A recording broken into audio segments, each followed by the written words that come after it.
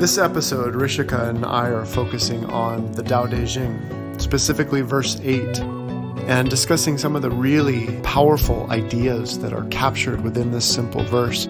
Subjects like safety, control, humility, government.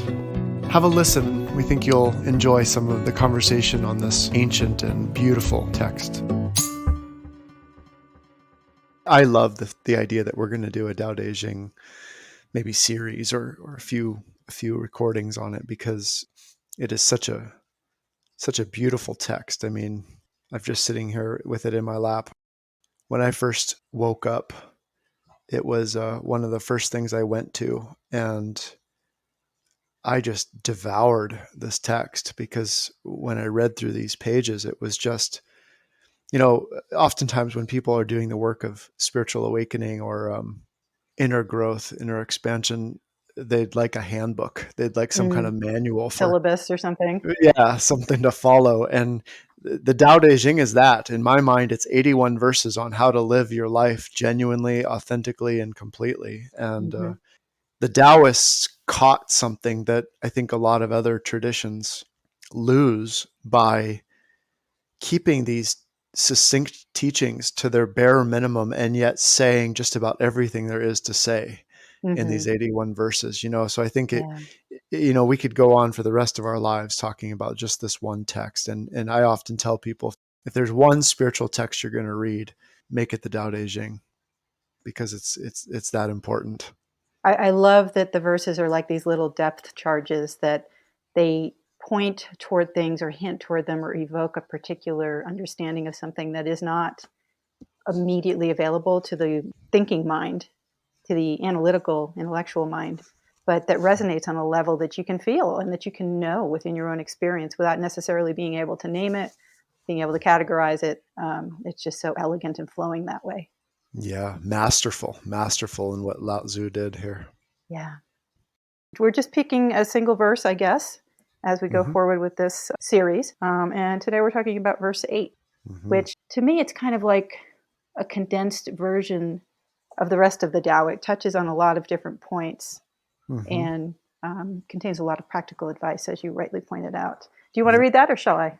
I will. And let me just say that one cool thing about the Tao Te Ching is that it's kind of hyperlinked. I mean, it's like if you start to really tap into one serious idea in the Tao Te Ching, you'll find it linking to all sorts of other ideas throughout the text, so that's an important point based on what you just said, that there's each passage seems to lay out a number of spiritual principles and laws that can stand alone and yet interrelate with each other so brilliantly. So here, I'll read it. This is verse 8, and we're reading from the Tao Te Ching that is translated by Stephen Mitchell, which is just an absolutely beautiful translation. He really captures the essence of the Tao Te Ching in this one.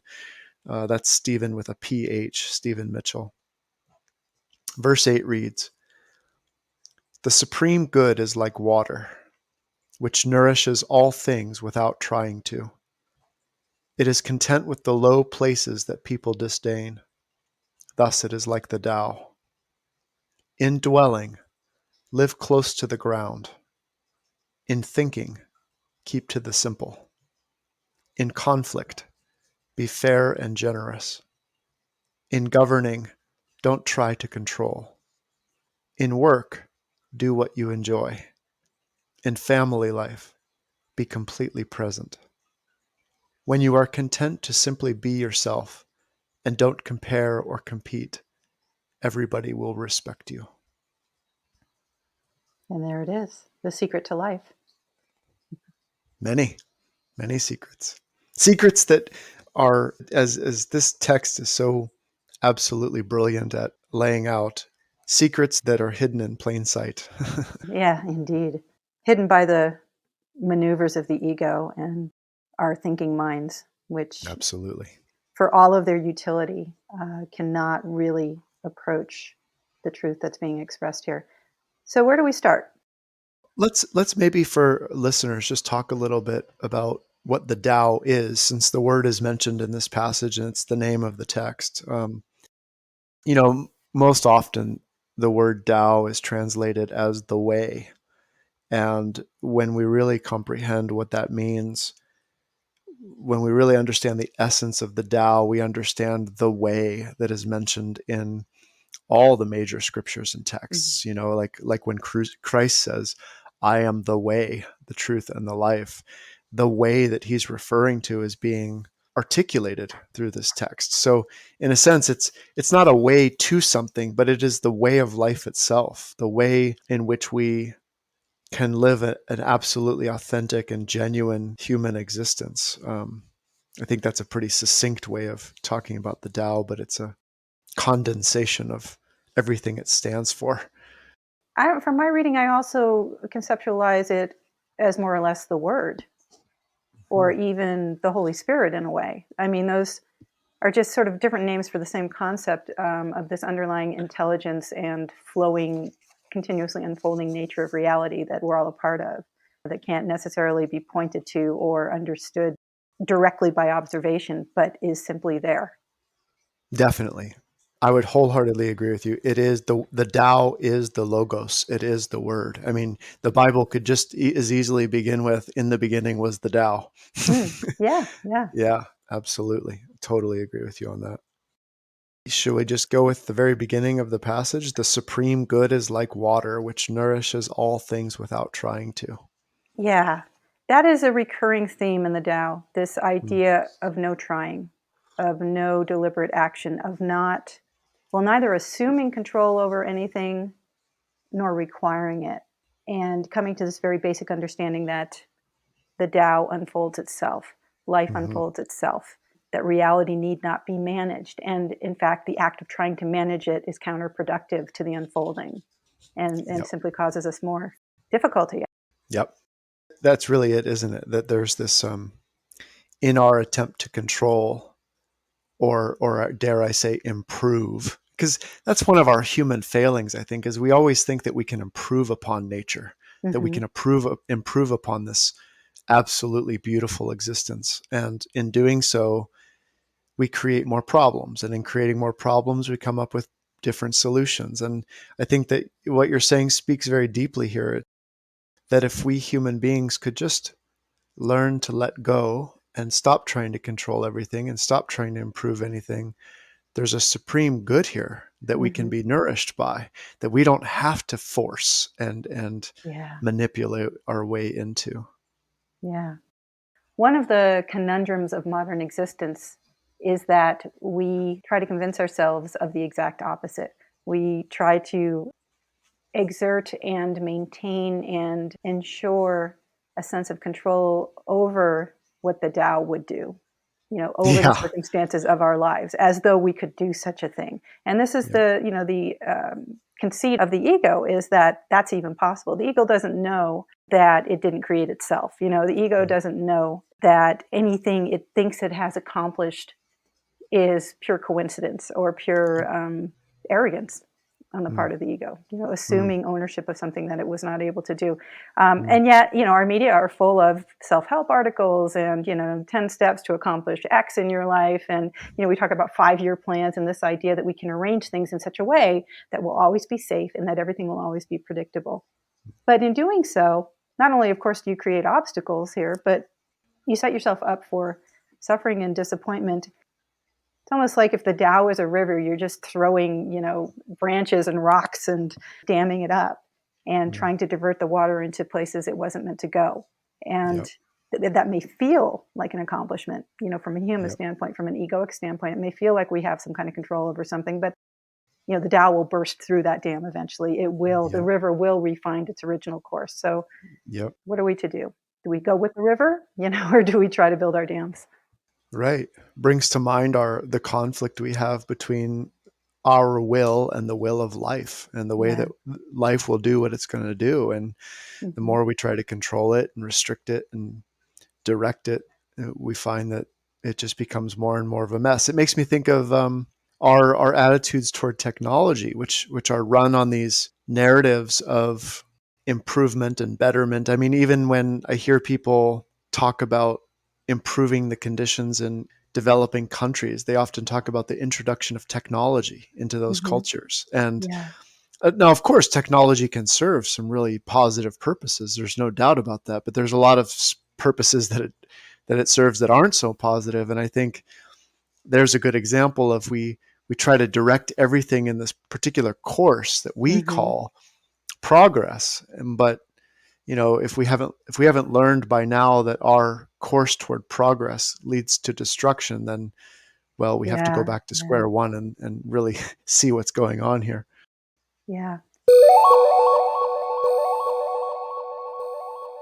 So, what do we do with something like that? Like, I can hear listeners perhaps saying something like, well, what does that mean? Do we become Luddites? I mean, do we reject all technology and come to a place where we're just farming our own vegetables in the backyard and rejecting things, which obviously there are cultures that do that.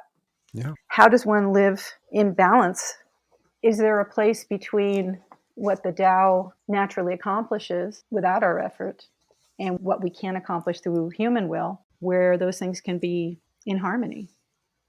I don't know. That experiment seems to be taking place and the results don't seem promising. So, I mean, we're sitting here on technology recording this, which is a cool Yeah. thing to do in some sense. But at the same time, I don't see at this point, other than the global connectivity that technology seems to offer, I don't see a lot of promise that it's going to be a part of harmonizing with the Tao.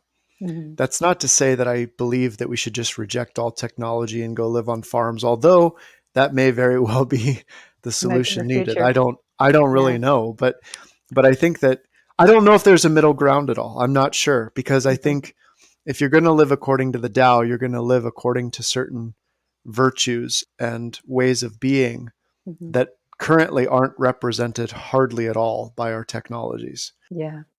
It would mean a massive overhaul in human consciousness that then informs our technology accordingly, I would say. Yeah. And when I think about it, if you're talking about the virtual worlds that people inhabit these days, the virtues we're talking about are not necessarily represented there. It's almost like those are worlds in which we specifically go to explore the darker sides of things, in a safe and controlled, quote unquote, quote unquote, controlled manner. You've used the word safety now a couple of times, and I think that's very, like, one of the things that I've learned about the internet and specifically the investment in pornography, mostly amongst men, and the way in which that relates to being able to engage in pseudo sexual activity Mm. without any sense of being rejected, Hmm. Yeah. right? Without any risk of being rejected. And so you can see that even in an example like that, there's this element of safety that's playing out. And Yeah. That's been very apparent to me lately. Well, safety in a lot of ways. If we're using the internet as a safety device, I guess, during this pandemic, being able to still connect to each other in some ways without yep. exposing ourselves to the virus. But as you said, that sense of safety, I think it's retraining our brains and making us a bit cowardly in other ways. Like if all the interaction that you have with the quote unquote outside world comes through your computer, um, I think Yep. inevitably, as a whole, our society is going to be less skilled at having in person Yeah. interactions after a while. Well, and furthermore, there's no such thing as safety. It's a Yeah, complete and total illusion. right, And right. so our notions of what's keeping us safe, whether it's technology or whatever, that alone, our fixation on safety is not in keeping with the Tao, which Right. is not a suggestion to be reckless, of course, but it's a Mhm. suggestion to sober up and realize that our fixation on safety is not, I'd say it's not natural, but I'd say even more so, it's not, well, let's go with natural. I think maybe what you're trying to get to is the idea that we weren't meant or bred to be cowards, that there's a dimension of the human experience that needs to be challenged by unsafe situations, and so that our bravery and the attributes that go along in that constellation, that those things can be expressed. Well, even you mentioned the virus. Even the perspective of safety toward the virus represents a basic human mentality of if there's something that seems threatening, avoid it. Hmm. But we don't understand the consequences of avoiding Yeah, the things that threaten our sense of safety because they may actually be the things we need most yeah. in order to become stronger in the way that you're Right. describing, whether Right. we're talking about our our psychological character or our immune system or whatever it may be. So we need those challenges to our mental systems, physical systems, etc. And that the function of the Tao is to provide such things. And to the extent that we take extreme measures to avoid what might be coming at us or not, we're simply blocking the flow. Yeah.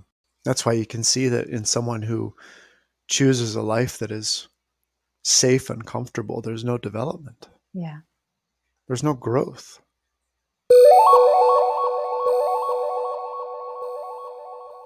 I don't think the Tao is telling us to be reckless or even to go on any kind of adventure. It's informing us that there's a way of cooperating with life and its challenges.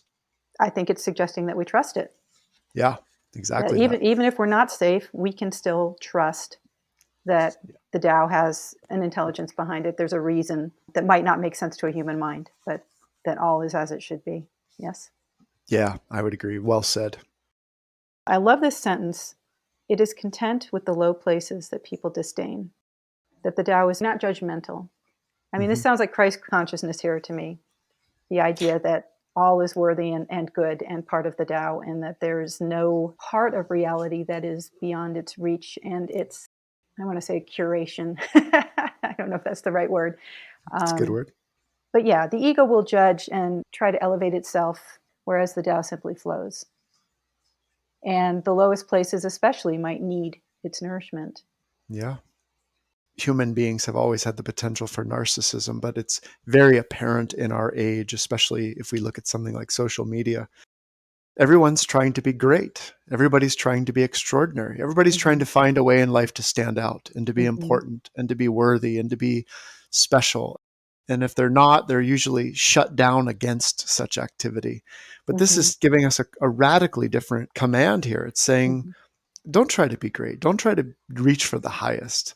Yeah. Settle yourself and content yourself with what's low. And there, just like you said, at a position at the lowest point of gravity, you're in a position to receive, right? And so Right. our Right. efforts, our efforts to exalt us only destroy us.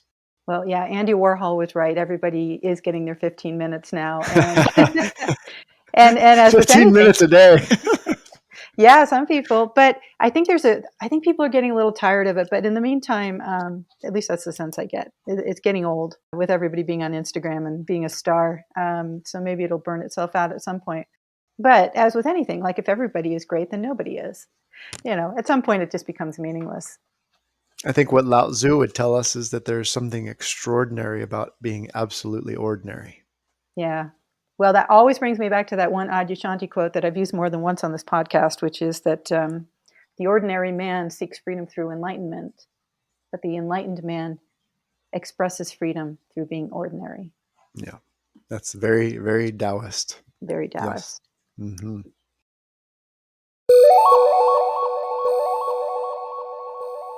Moving Mm-hmm. on in this verse, indwelling, live close to the ground.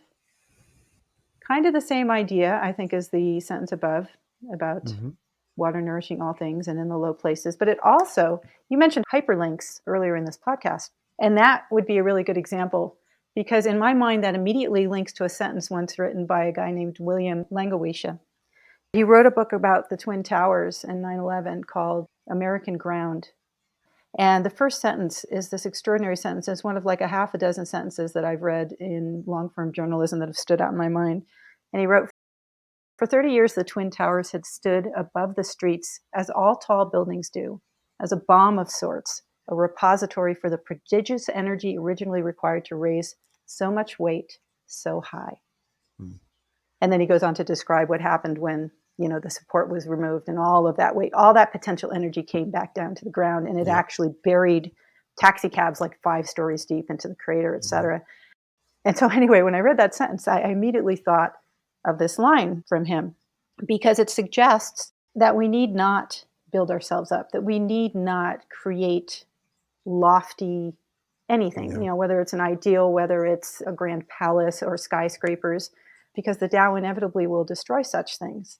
It will bring our folly back down to the Yep. level of balance. Mm-hmm. We know this in common parlance when we say, the bigger they are, the harder they fall. Yep.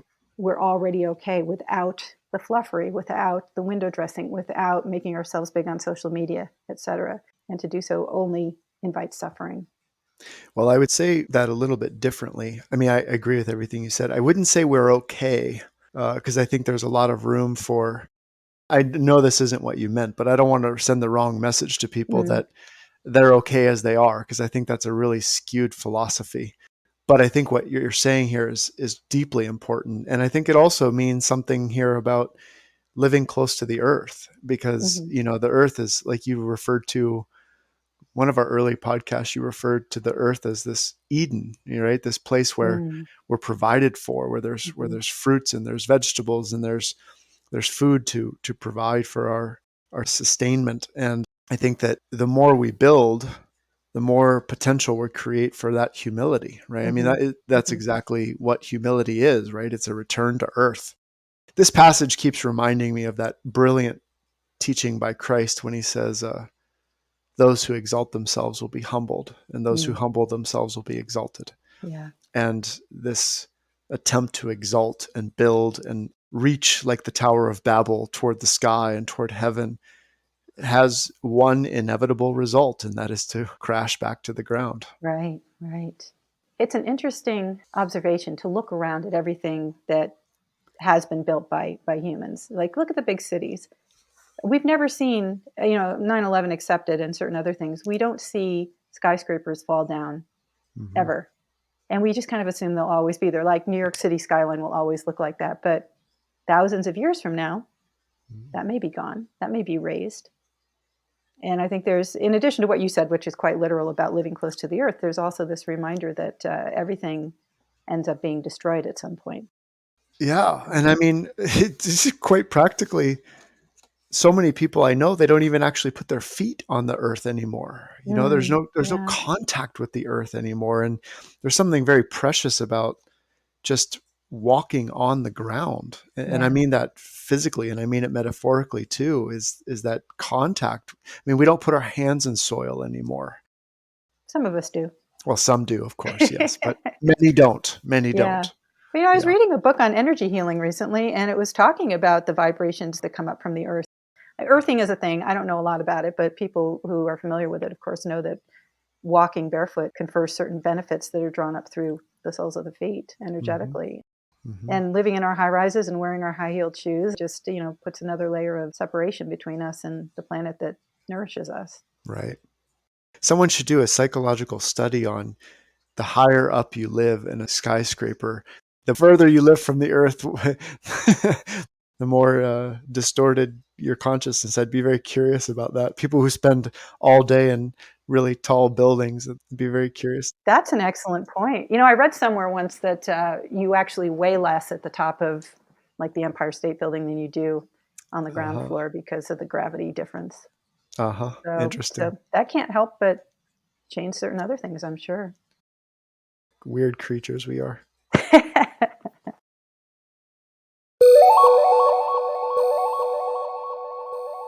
Can I read the next verse, next You line? may, absolutely. In thinking, keep to the simple. Amen. We'll keep it simple on that Said the neurotic intellectuals. one. Well, we do have that capacity to overthink just about anything, don't we? That's what we're trying to do in yoga all the time, and meditation is not think so much because the Uh-huh. brain is the problem. I mean, it's a Yep. conundrum, though. It's a paradox because the brain is, obviously this incredible instrument that, when used for good and when aligned with good and in balance with everything, it serves us well. But it's so fickle and faulty and easily Well, misprogrammed. it's interesting because even piggybacking on what you just said, someone like an Einstein or a Mozart or any of these people who possess that rare quality of extraordinary genius where they weren't complex thinkers. I mean, we think of Mhm. Einstein as this like mad scientist who was, probably as neurotic as any thinking person is, but he received his insights in Yeah. moments of he was gifted these Hmm. insights, and Hmm. I think we underestimate just how prepared an empty mind is to be inspired. And if we could Yes. only understand that what we're trying to achieve through so much thought and analysis can be achieved through simplicity, I think Hmm. we'd be a lot more likely to surrender our mind. Hmm. Anybody who's read Julia Cameron's The Artist's Way, I think you've read it.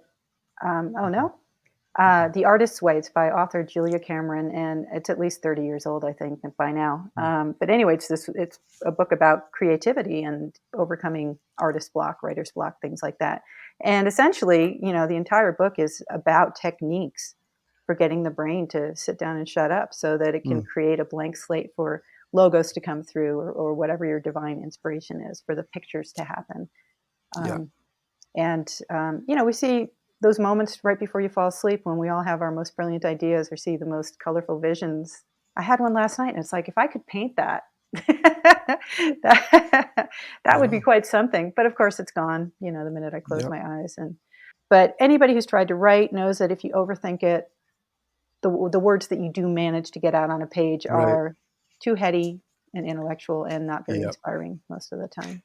And it's funny too, because we associate thinking with intelligence and genius, but we don't often acknowledge that it is our intellect that keeps us complicated. And it's the intellect. I mean, in some degree, like if you think of the idea of Satan as the antichrist or the anti-divine that lives in us, Mhm. part of its rule, part of its way of being is through the arrogance of intellect. This Mhm. idea of knowing better, Mhm. right? And this construction of, hmm, well, I think for a moment of like a physicist, and we might attribute a certain level of genius to a particular kind of physicist, when in fact all that physicist is doing is really understanding the code Mm. that is written into existence. The physicist didn't create that code, only Right. discovered it, Right. right? And Mhm. so all of our thinking amounts to very little when we understand the laws of reality.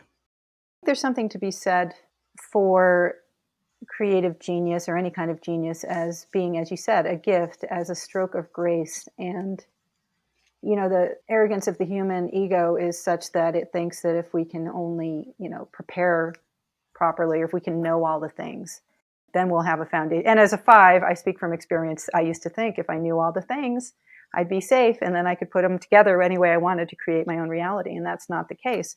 And I used to really kind of resent people who seemed to have it all figured out, or who had been given some great gift of, I don't know, being able to sing or perform some kind of a task, and be well compensated for it. And one of the beautiful things about reading the Tao and other parts of my practice has been to be able to release that resentment Mm, and understand that there's no shame in not being special. There's no shame mm, or failure in simply being part of the flow of things. And so, what if that person over there got chosen for whatever the beautiful gift is?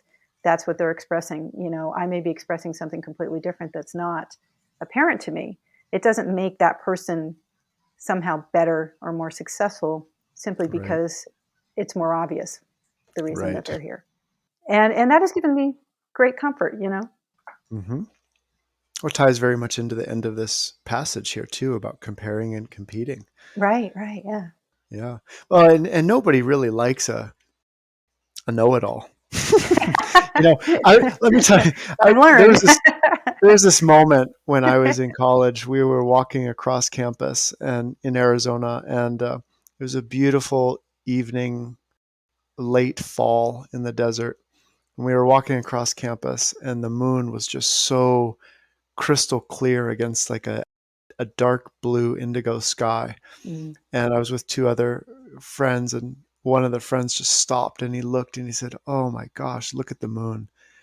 And we all looked up, and it was just this moment of just extraordinary beauty. And I think the three of us were very just enjoying each other's company that night. And then the one friend started talking about what phase the moon was in and what phase it was Mm. going to be in, and going into all this detail he was learning in his astronomy class about the moon. And after about 2-3 minutes of talking, the other friend, he looks over, he said, "Man, you just ruined it for me. Oh. You just totally ruined it for me." And that's what Uh, the intellect does, right? It's like right. we can no longer appreciate the beauty of the moon. It's like we have Mhm. to talk about it, and we have to Yeah. talk about its details and how far Yeah. away it is and how big it is and what phase it's in, and as if that's the way to appreciate something.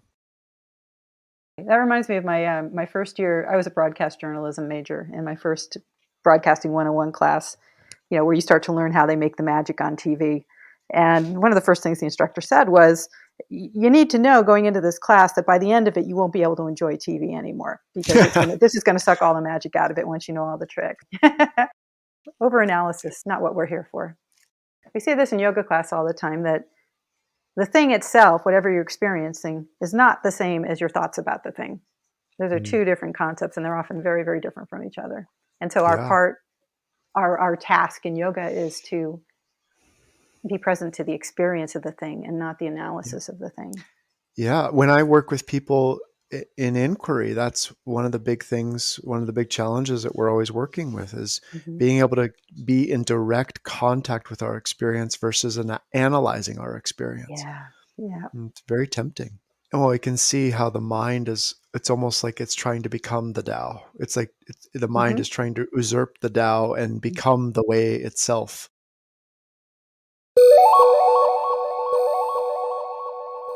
All right. So can I read the next line here? Please. In conflict, be fair and generous. Americans all over the place are saying, "What? No, when you're in conflict, yell and shut that person out of your life and block them on social media and call your friends and complain about them." Right. Conflict is a funny thing. We don't really like it. We don't really want to go there. But at the same time, if we don't, we end up oftentimes in some variety of self betrayal. And Yeah. so I think it's a little bit like the safety issue. We can't eliminate conflict from our lives, but we can be present to it. We can accept it when it arises and try to approach it and approach resolving it from a place of honesty and generosity, as the line says. And as the Course in Miracles counsels, by seeing through, the superficial interactions that we're having with other people to the divinity of what's really beneath those things, Yeah. and honoring that, rather than attacking. Hmm. I wouldn't normally say something like this here, but one of the interesting philosophies I've always had about tipping servers, Mm-hmm. I've had a number of discussions with people where if they're not getting a certain level of service, their idea is to tip less. And my Mm-hmm. philosophy has always been that when you encounter that, tip more, because that person is in a shit state. They're feeling awful, and Mm-hmm. they're treating you awfully because they feel awful within themselves. So Mm-hmm. do something kind. Mm-hmm. Give when it's unexpected. And I Yeah. think that kind of notion of giving giving to someone when they don't deserve it, Mm-hmm. extending kindness when someone hasn't earned it. It's a Mm-hmm. rare virtue that I think we could all do. Well, it would do us all better if we could see that the reason people act the way they do is because they're suffering, Yeah. and that, giving someone the benefit of the doubt, being fair, being Mm-hmm. generous in those moments is part of the solution, not punishing each other for negative behavior. Yeah. And I think that if we could learn that lesson, then these forces that we meet, that we want to destroy and eliminate and get rid of, they would change if we Mm-hmm. if we could actually treat them differently. I don't know where we got this idea that things like our honor need to be defended.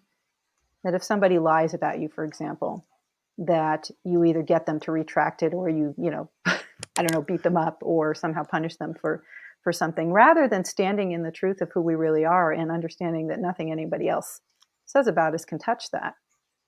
Well, Um, there's a serious difference between defending our honor and defending our ego, and I think people mhm. confuse that all the time. Mm, I think if we lose touch with what honor really is, then defending our honor becomes defending our ego. Because honor is something, like you said, that it's something where we stand for something that's very true and mhm. important and meaningful, Yeah. right? Okay. Which is very different than standing for The one's. ego's Yeah, yeah, conceptualization right, of itself. yeah, Okay. definitely. I mean, it's important for us to consider the fact that we're not really attuned to what real honor is. But there's this, I guess what I was trying to allude to is this sort of middle school scorekeeping thing that a lot of people never grow out of. Mm. Such and such said this to me, or such and such didn't perform this task that they should have, or I was snubbed in some way. And therefore, it perpetuates this feeling of ill will and conflict in people when, as you Yeah. suggested, we could simply not fixate on those things as though they Yeah. meant something and just Right. understand that life is what it is. Yeah. We should get over ourselves. Yeah, yeah. Simply put, we should. In thinking, keep to the simple. That's enlightenment, man. It's getting over yourself. That's exactly what enlightenment is. Yeah. All right. Next one. Yep. In governing, don't try to control. Now there's a tricky idea. Uh-huh. How does one Yep. govern without trying to exert control over something? Well, I recall, I think it was Osho who said something really beautiful. He said, if governments were serving their true purpose, they would be there to serve people, to provide for their needs, and Right. to protect them in the ways that they can protect them. Mm-hmm. And he said, but government functions exactly the opposite. It functions to control and restrict and confine Mm-hmm. people. And there isn't a government on this planet, aside from maybe what once existed in Tibet, where the government is actually centered around true human virtue and divinity. Mm-hmm. Even the most well-intentioned governing is just more control, restriction. Yeah, it's a paradox that we are born free beings, ostensibly, on this planet, and then we're immediately walled in. We're walled into our countries, walled into our neighborhoods, into our racial identifications, or you name it. We Yep. get smaller. We're these expansive beings who we're already limited by ending up in these human bodies, but then we make our world even smaller. Yep. You can't just roam freely. And I understand that there's a certain safety component to that. Again, here we are at safety, right? Governments trying to maintain their borders and keep them from being overrun by malicious hordes. At least that's what they tell us. At least that's what they tell us. That's true. I mean, we really don't know, do we? No, well, is the fence to keep people out or is it to keep people in? I know. They certainly manage who can come and go and under what circumstances. I mean, I don't think in our current conception of government on this planet, there's anything that looks even remotely close to a Mm. government that's inspired by the Tao. Not even close. Well, it's so vast. I mean, we're talking about 8+ billion people on the planet now. If you were talking about a government of 10 people or a society of 10 people, say, who all pooled their resources for the common good and then maybe elected one person to kind of manage things, then you can see kind of what the idea between the Yeah, government that you're talking about, what an ideal government might look like. That person is just there to do some sort of functional yeah. That's what tasks. tribes. That's what tribes That's had. what tribes do, exactly. And then, in that case, you can look at a sentence like, in governing, don't try to control, because the society would simply be as it is Yep. with a little bit of administrative oversight. Yep. But when you talk about the world, or, the United States of 330 million people, our brains can't even really get around the idea of what it means to manage a society of that No. size. There's no way to do it. It's Mhm. impossible. And eventually Right. we'll realize that because Mhm. one body of people can't represent 330 million people with Right. any kind of real concern or care or Yeah. what have you. And I think the concept of leaders chosen through their competence and earning wisdom, the way that you would see in a tribal setting or like you'll see with certain masters, it represents something much more genuine in the idea of Mhm. government. Mhm. But what we see in those situations is there's no attempt to control people. Control is something that comes about through us learning from each other what works and what doesn't. Mhm. Well, and the funny thing is that in a quote unquote first world country, we look at those tribal societies as something undeveloped or unsophisticated, All right. uncivilized. And instead, all things being equal, perhaps it's a much more authentic and life affirming way to exist in community on this planet. Yeah.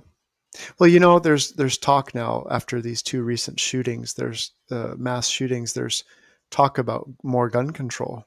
which Mhm. on the surface looks really good. It's Mhm. like, let's control people's access to guns. And I'm not saying I'm even against that. But what we haven't learned yet, for some reason, is that the more you try to control, the more you get the opposite. It's like just like a child. You try to restrict their freedom. Whatever you try to restrict, even if it's to their own liking, they'll resist it. Mhm. We have that impulse toward freedom in us, and anything that tries to limit it is going to create the opposite of what it's trying to create. How does that relate to the Tao, do you think? If it says don't try to control, does that mean we simply accede to chaos? Whatever happens, happens? Well, that would be that. See, that's that. I'm glad you put it that way, because that represents the error in our thinking. Is that Mm. if you stop trying to control, everything devolves into chaos. When in Mhm. fact, if you stop trying to control, things right themselves. If you stop trying to control citizens, you would see citizens become a lot more responsible. Mm. We have precious few examples of that. Well, we don't see many around us, but Yeah, that's what I'm thinking. Although, actually, I take that back because I can see an example of just taken during this pandemic when the federal government was unable or unwilling, depending on who you talk to manage things like PPE and the rollout of personnel across the country and stuff. Communities began finding their own solutions. Communities, local cities and states kind of threw their hands up and decided that we will just fix it ourselves. And it seemed to me like even at the level of in my little village in Mexico, people saw a need and came together to try and meet it without the artificial manipulations that would be imposed, from a state or a national government. mhm, So yeah, I think you're right, and people do come together in natural disasters when all the supports are yanked out yeah, to try and right the situation. yeah. Within this notion that control is a necessary element of governing, there's an inherent distrust of people. And as the Tao says later on, when you distrust people, you make them untrustworthy. That's an interesting point because that's the next thing I was going to ask. What about the people who would exploit the system or lack of a system? Well, I heard a story once about a tribe, and I unfortunately can't remember the details, but it was a tribe where if you did something that was clearly like, let's say you committed a crime, you stole Mhm. something, or you abused or you hurt somebody, you'd be brought before the tribe, not to be judged and condemned. You'd be brought to the tribe and you'd be told by these tribe members how much you were loved and Mhm. all the beautiful things about you, because it was Mm. apparent to them that you had lost touch with that. You had lost touch with the Yeah. Tao. And so you needed to be restored. But we don't have that kind of idea. We have this notion that you need to be judged and condemned. And I think Mhm. that if we actually, I mean, we're so far from that at this point at a societal level that it's almost inconceivable, but it would mean a radical transformation in the way we view human beings, not as people who can be chaotic and abusive and need to be controlled and restrained versus people who have potential and need love and encouragement to be the best version of themselves they can be. Well, we can only hope that we evolve into something closer to that as time goes by. We will eventually, come hell or Mm. high water. Probably hell first. Maybe a little bit of both.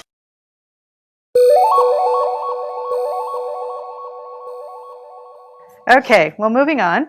In work, do what you enjoy. I'm all for that. Yeah. Doesn't pay very well, though.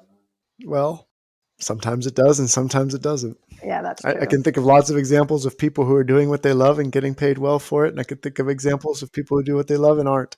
But if the enjoyment is there, that's what matters. Because that's the real richness. That's the real reward. No one is going to die saying, man, I wish I had made a little bit more money. Not a single Mhm. human being will say that ever. But Right. many will say, I wish I had enjoyed more. I think there's another point here that's important, an idea that we've touched on in other episodes, which is that when we're in alignment with our purpose or in alignment with the flow of reality, the word, the logos, when we hit that sweet spot, it feels good. Mm, It's definitely. rewarding in and of itself. And that's one of the ways you can kind of know that you're in the zone and that you're moving where life wants to move you, et cetera. Yeah. And we have so much confusion over this as humans about, again, with our planning and our plotting and our thinking we need to be a certain way at a certain level at a certain time in our lives instead of simply trusting that the Tao, the Word, the Holy Spirit will move us as it Yeah. likes, and that we feel good when we notice that, when we're aware of it. Yeah. We don't trust the Tao. We trust our own plan. Right. And as long as we're doing that, we're in conflict with the Tao, Yes. not collaboration. Well, that's easy. Hmm. In family life, be completely present. Oh dear, that's a hard one. Well, think of it this way. The most important way to change the world is to work on yourself. Mm-hmm. The people you're going to have the greatest impact on are the people that are closest to you and around you the most. And they're going to have impact on the world in the same way that you do, right? I mean, that's one thing that I think a lot of people later in life really come to is I wish I didn't work so much. I wish I didn't wasn't so preoccupied with this. I wish I was there for my kids more, or I wish I was, Yeah. Mm-hmm.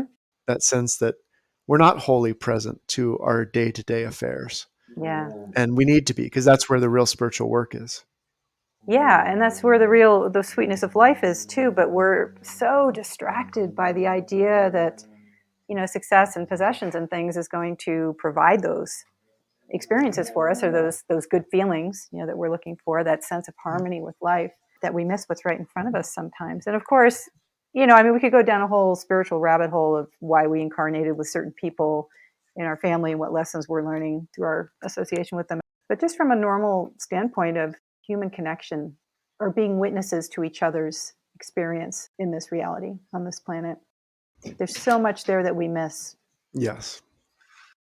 Well, having a kiddo, as you know, teaches you this. I mean, if there's one thing I've learned from my son, it's that he doesn't want treats and he doesn't want, I don't know, interesting experiences, extraordinary moments. He just wants presence. I Mm-hmm. mean, the thing that brings so much joy to the two of us is just getting on the ground and wrestling together, Yeah. and it's so Mm-hmm. simple, and it's just both of us are completely present, and there's so much joy and laughter in it, and those are some of the most meaningful experiences that I've Mm-hmm. had. And I mean, there's times I've tried to create really significant experiences for him, and they don't go anywhere, Mm-hmm. but these simple moments every Mm-hmm. day are the ones that really matter.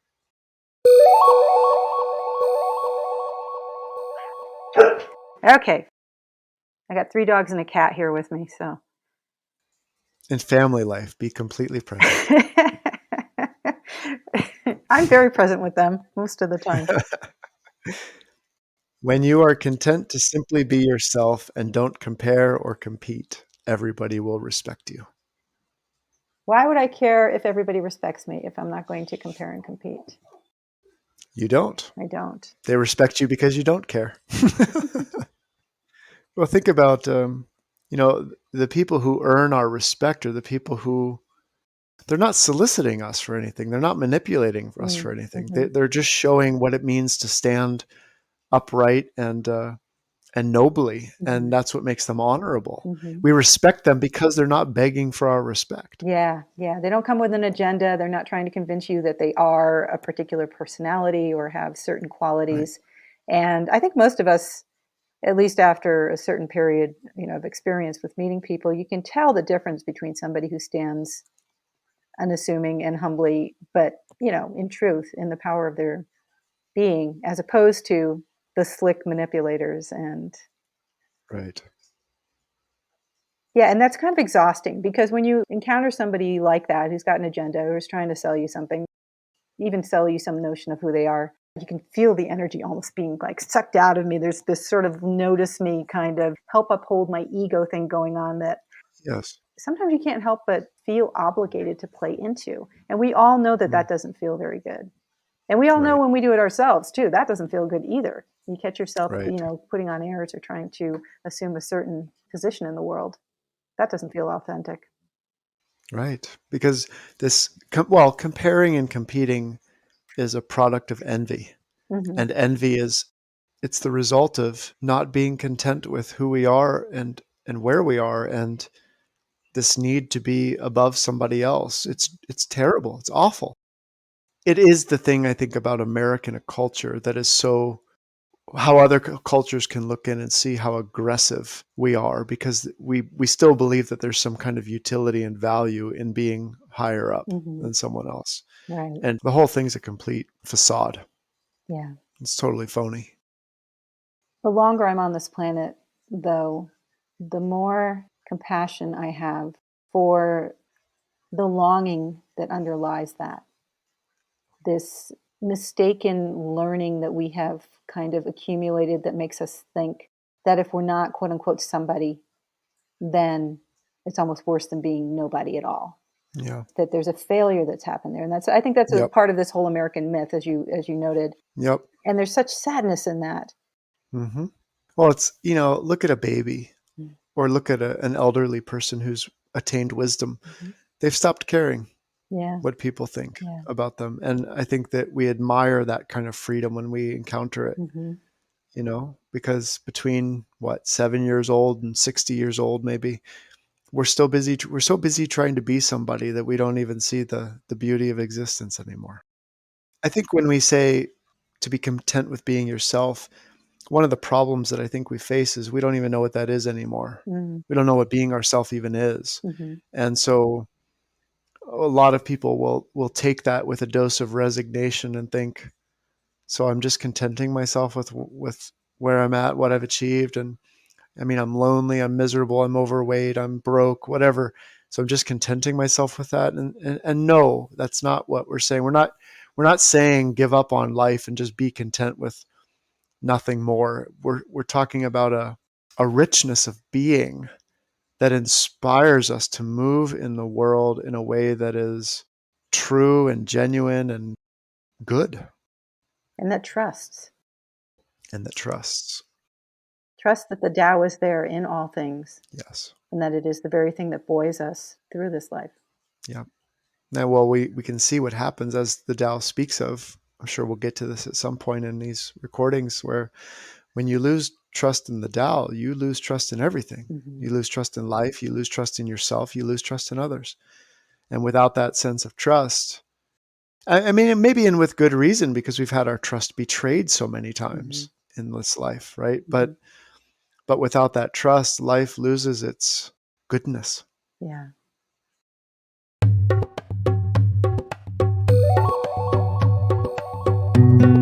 Thanks for listening to this episode of Into the Mystery. We hope you gained something useful. If you'd like to learn more about our work, you can go to our websites. Mine is at adivajra.org, adivajra.org, or visit Rishika's at interdimensionalyoga.com. If you have questions or topics you'd like to hear about in future episodes, be sure to drop us a line. We'd love to hear from you. Thanks for listening.